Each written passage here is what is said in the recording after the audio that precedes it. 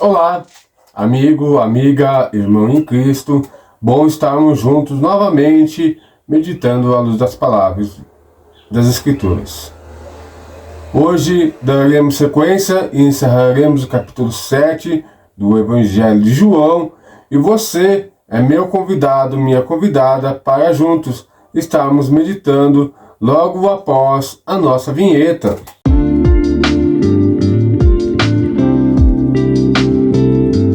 Hoje a nossa leitura estará sendo feita pela NAA, uma tradução bastante fácil de compreensão, para você que busca uma leitura para seus devocionais de fácil entendimento, é uma excelente tradução.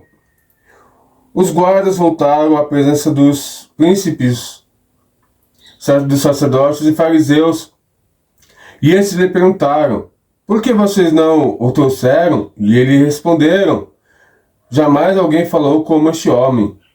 Os fariseus disseram aos guardas: será que também vocês foram enganados? Por acaso alguma das autoridades ou algum dos fariseus creu nele? Mas este povo que sabe da lei é maldito. Nicodemos, um deles, que antes tinha ido conversar com Jesus, perguntou-lhes: será que na nossa lei condenar o homem sem primeiro ouvi-lo e saber o que ele fez? E responderam: por acaso também vocês da Galileia? Examine-me e verás que da Galileia não se levanta profeta. Então nós vemos aqui argumentos, mais argumentos, para de alguma forma pegar e condenar e culpar a Jesus. É uma estratégia antiga do nosso adversário. Nós vemos que desde o Éden ele faz essas práticas, tentando argumentar com mentiras, com falsas acusações, para subjugar, para escravizar ou para obter resultados perante os homens. E com Jesus o diabo não iria agir diferente. Esse trecho vai nos narrar a desaprovação dos fariseus a Jesus, não pela sua pregação, mas por se tornar mais popular que eles e ameaçar a sua doutrinação farisaica sobre o povo. Então, o foco dos fariseus, dos religiosos daquela época, não é mais debater a religião, não é mais debater a Bíblia, a fé em Deus, a fé nos pergaminhos de Moisés, de Abraão, dos patriarcas, mas agora ser confrontado com o medo de perder o seu domínio sobre aquele povo, perder sobre o povo o que eles tinham durante séculos trabalhado para conquistar tanto o domínio sobre o povo como uma posição política ao qual eles tiravam vantagem. Podemos observar nessa passagem alguns pontos. Primeiro ponto: a rejeição dos líderes farisaicos. Os fariseus e chefes de sacerdotes estão seguros sobre a sua interpretação da lei, que rejeitam qualquer um que se opõe ou tenham divergência sobre suas convicções e seus ensinamentos. Eles se preocupam e se recusam a considerar que Jesus possa ser o Messias, por estar convicto que se suas falsas doutrinas e religiosidade. Então, como comentei agora há pouco, os fariseus, os líderes religiosos, estavam tão cegos em dominar o povo e tirar vantagem sobre suas posições de liderança religiosa, que se esqueceram ou deixaram de observar as Escrituras. Então, eles eram talvez doutrinados para ser mercenários da fé e não mais conduzir o povo para a salvação. E quando Jesus vem e ele demonstra a todo o povo, à luz das Escrituras, que aqueles homens estavam errados, aqueles homens começam a ficar apavorados, porque eles não se prepararam, ou sequer eles questionavam que alguém um dia pudesse afrontá-los. A autoridade de Jesus, que é o nosso segundo ponto a ser observado. Os guardas que retornaram à ordem de prender Jesus ficam impressionados pelos seus ensinamentos e voltam sem prendê-lo. Então nós vemos que até os soldados ficam impressionados porque aqueles fariseus, talvez aqueles soldados, conheciam a profundidade da religiosidade daqueles homens, as suas mentiras, seus enganos, as suas passagens de perna para obter alguma vantagem. Então aqueles soldados vão prender Jesus, mas antes de prender, eles observam os seus ensinamentos, eles observam a sua postura, eles observam o seu testemunho e ficam impressionados com aquilo. Então, voltam sem prender Jesus. E aqueles homens então ficam irados. Mas cadê? Não mandei prender Jesus e vocês voltam sem ele? E aqueles homens então falam, mas este homem é diferente. Este homem tem alguma coisa que vocês talvez não tenham mais. O brilho das Escrituras. Se fôssemos trazer para uma linguagem de hoje, talvez essa seria a nossa observação, né? Porque aqueles homens falam, mas este homem ensina de uma forma diferente. Ele não é igual aos outros agitadores. Ele não é igual aos outros religiosos. Ele não é igual, ele tem alguma coisa diferente. Terceiro ponto, então, aqui agora, Nicodemos, que teve com Jesus, se levanta. Quando Nicodemos percebe que pode haver uma injustiça com Jesus, ele se levanta e expõe a possibilidade deles estarem cometendo uma injustiça a Jesus, não deixando a ele o direito de se defender, demonstrando que até entre os líderes religiosos não havia unanimidade em concordar que Jesus era um impostor. Então nós vemos que Nicodemos, ele foi o mais corajoso de todos aqueles fariseus. Ele foi ouvir o que Jesus tinha para falar. E talvez quando a gente olhou aquela passagem de João 3, quando Nicodemos foi ter com Jesus à noite, muitos pregadores, muitos colocam como aquele homem fosse acovardado, como aquele homem. Mas Deus tinha propósito para a vida de Nicodemos, e talvez Nicodemos realmente quisesse um tempo de quietude com Jesus. E muitas vezes nós, hoje, não queremos esse tempo, porque nós não queremos ouvir o que Jesus tem para nos falar. Porque nós temos medo de ser arrependidos por Jesus, nós temos medo que Jesus aponte nossos pecados, e nós temos mais que isso, que nem aquele jovem rico, que Jesus nos peça algo muito simples, e nós não queremos fazer. Então são coisas que para nós precisamos observar, que aquele encontro de Jesus e Nicodemos, no capítulo 3, foi algo para nos ensinar muitas lições. E não só de um homem acovardado, com medo dos fariseus, das autoridades, mas alguém que era cauteloso, alguém que era experiente na vida e alguém que precisava ter um entendimento melhor de quem era Jesus. E foi ter com ele no momento talvez onde todos menos esperavam, que era um tempo de sossego, de descanso, mas Jesus sempre estava disposto a ensinar. E um outro ponto para nós observarmos é o preconceito e cegueira espiritual daqueles fariseus, ao ponto de discriminar os galileus. Os fariseus estavam tão cegos em sua religiosidade que eles não observavam mais as Escrituras, a ponto de demonstrar seu preconceito contra os galileus. Hoje, talvez uma galileofobia, aqueles fariseus seriam acusados, porque eles eram literalmente exploradores. Na hora de tirar os benefícios daquele povo, eram maravilhosos, mas na hora de incentivá-los, ouvi-los, eles não prestavam para nada. Com isso, desprezavam os seus pela sua origem, mas não observavam as Escrituras, que isso já estava previsto na lei.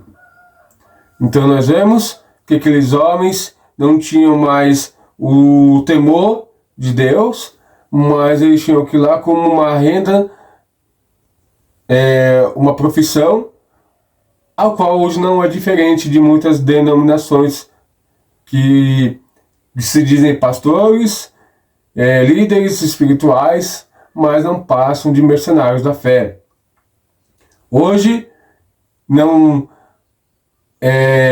mudaram a estratégia, continuam levando o povo cada vez mais distante da presença de Deus, mas com a mesma estratégia de que na época de Jesus, aqueles fariseus, dominando o povo, enganando o povo, e quando vinha alguém anunciar, pregar contra aqueles homens, contra aquelas pregações, aqueles homens se uniam, como se fosse uma estratégia de guerra. O inimigo, o inimigo do o adversário do meu inimigo é meu amigo. E assim eles pegavam e tentaram de todas as formas crucificar, perseguir Jesus. E por último ponto, para nós observarmos a divisão e indecisão. Essa passagem demonstra que entre os fariseus não havia unanimidade por condenar ou absorver a Jesus. Essa divisão entre os líderes religiosos só demonstrava a tensão crescente que havia entre Jesus e os fariseus. Então, aqui nós vemos que muitos homens já estavam cansados daquele regime farisaico, manipulador, e começaram a então ouvir, parar e observar a pregação de Jesus, o testemunho de Jesus, e começaram a segui-lo. Para meditarmos. Esse trecho nos desafia a refletir sobre como reagirmos às novas verdades e revelações. Estamos abertos ao que Deus está fazendo em nossas vidas e ao nosso redor? Ou estamos presos a uma instituição religiosa, doutrinados, a ponto de não conseguirmos mais ver Deus trabalhando? É um grande desafio para nós do século XXI, a igreja, talvez a última igreja, os últimos chamados para sermos igreja, sermos testemunha da graça, da misericórdia de Deus. Será que nós estamos tão cegos com a doutrinação dos homens, ao ponto de não ver mais a mão de Deus agindo ao nosso favor e a favor dos nossos? Ou estamos que nem aqueles fariseus que criaram um monte de regras e Deus só pode agir dentro dessas regras, porque se Deus agir de forma diferente, Deus não é Deus. E não paramos para observar as Escrituras.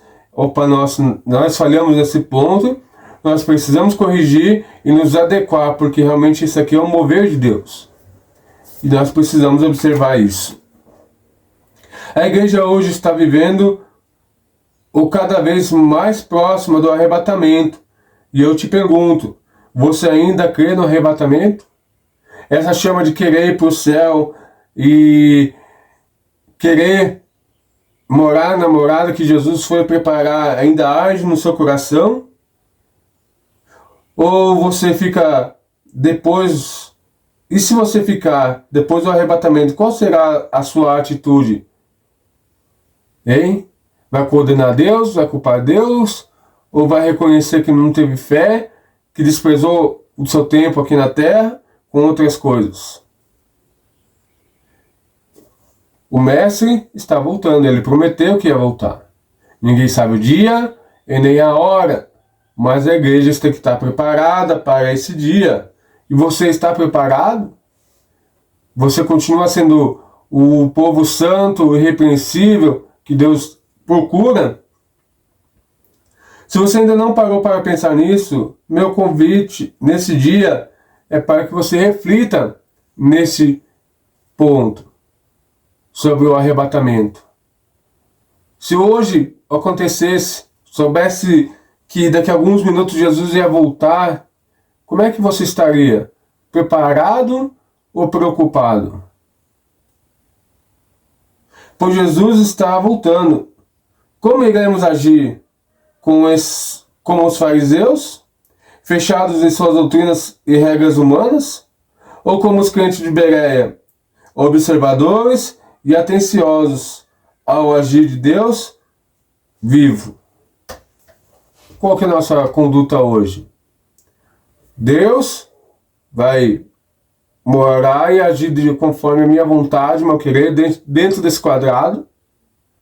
Ou Deus vai trabalhar de alguma forma diferente? Fico pensando se aqueles crentes agissem como fariseus. Não, porque Deus só vem mandar profeta de uma tal região com essas características. E Paulo, perseguidor da igreja, matador de cristãos, estava indo perseguir e matar mais cristão, prender mais cristão, e no meio do caminho teve um encontro com Jesus. Como é que seria a reação daqueles fariseus? Talvez quando souberam da conversão de Paulo, eles estavam falando, mas Paulo, você é louco? Paulo, como assim, Paulo? Paulo, você era um dos nossos e agora nos traiu? E aí? Talvez hoje você encontrasse aqueles motoqueiros tatuados, cheio de piercing, cabeludo, e ele vai na tua igreja e se converte. Qual que seria a sua reação? Não, você tem que tirar esses piercing, você tem que cortar o cabelo, tem que fazer a barba, tem que... E aí? Seremos juízes? Ou seremos observadores das Escrituras? Seremos fariseus? Ou seremos apóstolos de Cristo? Servos? Temos que observar todas essas coisas. Nascemos de novo ou continuamos escravos do velho homem? Achando que estamos no controle, que Deus é o nosso servo, o nosso funcionário, e Ele só trabalha segundo as minhas ordens. É para se pensar. Jesus está voltando. E aí? O mesmo Jesus que nós aprendemos até aqui, vários pontos para observar suas ações, suas atitudes, coerentes com o que ele ensinava, pregava, e tudo o que ele passou cumpriu suas escrituras, e ele ainda falou que voltaria para buscar a sua igreja. E você é a igreja, ou você continua sendo um perdido? Que esses vídeos aqui possam fazer você colocar a mão na sua consciência, pensar, refletir, e se seu coração não arde mais por causa do arrebatamento, está na hora de você pegar e ter uma conversa com Jesus a sós. Não posso fazer isso por você, eu possa estar orando para que Deus possa tocar no seu coração, mas essa conversa é particular sua e do mestre. Que Deus possa vos abençoar. E a gente se encontra aqui no próximo vídeo para a honra e glória do nome do nosso Senhor Jesus Cristo. Até o próximo vídeo, em nome de Jesus.